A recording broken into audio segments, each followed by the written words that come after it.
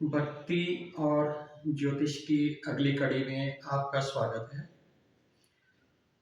सबसे पहले तो मैं आपको बताऊंगा कि भक्ति का ज्योतिष से संबंध क्या है। भक्ति हमें भगवान से जोड़ती है। ज्योतिष जो है वो प्रभु की ही ज्योति है, यानी कि ईश की ज्योति।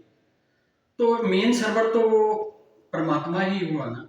तो उस सर्वर के द्वारा हमें जो भी ज्ञान प्राप्त होता है हम उसको व्यक्त करते हैं। तो आज की कड़ी में हम थोड़ा सा बृहद ज्योतिष के बारे में बात करेंगे। उसमें एक जो उसका पार्ट है उसको हम हस्तरेखा के नाम से भी जानते हैं।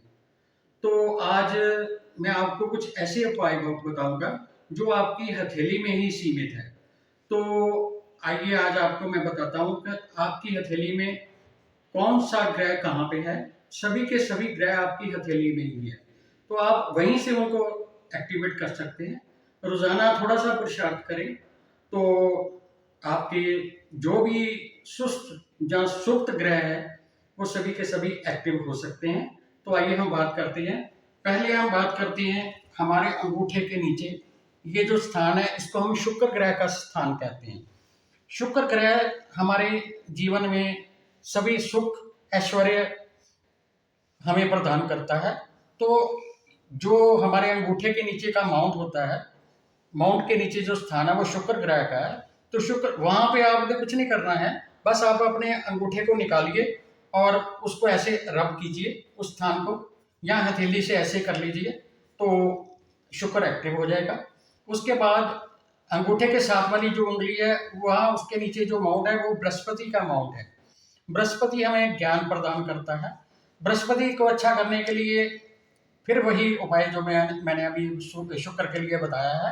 तो आप उसको रब कीजिए उसके माउंट को, तो आपका बृहस्पति एक्टिव हो जाएगा। उसके साथ शनि का स्थान है, तो शनि को आप रब कीजिए तो शनि एक्टिव हो जाएगा। साथ में सूर्य है, तो सूर्य को एक्टिव कीजिए आप उसको रब करके। साथ में जो सबसे छोटी उंगली है वो बुध का स्थान है, नीचे जो उसके माउंट बना हुआ है वो बुध का स्थान है। तो आप वहां से बुध को एक्टिव कर सकते हैं। हमारी वाणी का देवता है, हम जो भी बोलते हैं वो बुध से ही, अच्छे बुध के कारण ही बोल पाते हैं। तो इसके नीचे अगर हम आ जाए तो ये हमारे चंद्रमा का स्थान है।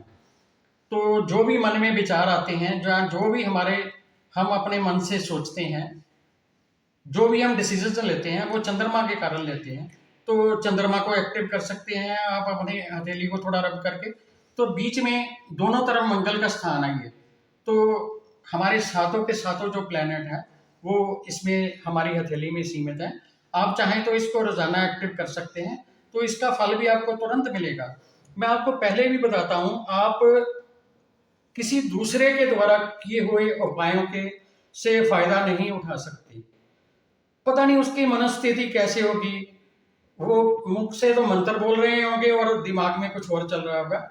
अपने उपाय खुद ही कीजिए और सभी कुछ संभव है। आप एक बार जो मैंने आपको बताया है इन अपने प्लैनेट्स को एक्टिव करके देखिए, तो आपको अवश्य फल मिलेगा।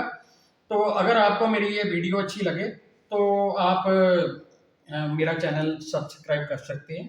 मेरा नाम है चंद्र मोहन ओहरी, यानी कि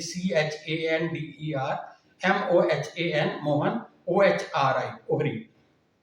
यूट्यूब खोलिए, उस पर मेरा नाम लिखिए, सर्च बटन को दबाइए तो सामने मेरा